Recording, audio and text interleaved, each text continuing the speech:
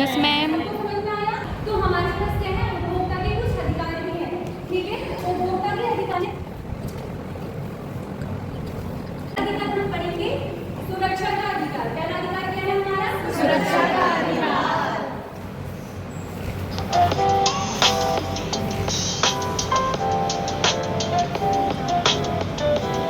इसमें क्या होता है, सुरक्षा का अधिकार मतलब क्या होता है, अगर हम कोई सामान खरीदते हैं, ठीक है, हमने वो सामान खरीदा, तो ये वो सामान सुरक्षित है या हमारे लिए है या नहीं है, क्या उसकी गुणवत्ता, ठीक है, उसमें क्या होता है सुरक्षा का अधिकार, मतलब कि अगर हम सुरक्षित है या उसकी गुणवत्ता है, या किसी ने हमें कोई एक्सपायरी डेट वाला सामान तो नहीं दे दिया, ये सब अगर ऐसा कुछ है तो वो किसका है, हमारा सुरक्षा का अधिकार है कि उसकी गुणवत्ता कैसी है। ठीक है, समझ में आया आप लोगों को? Yes ma'am.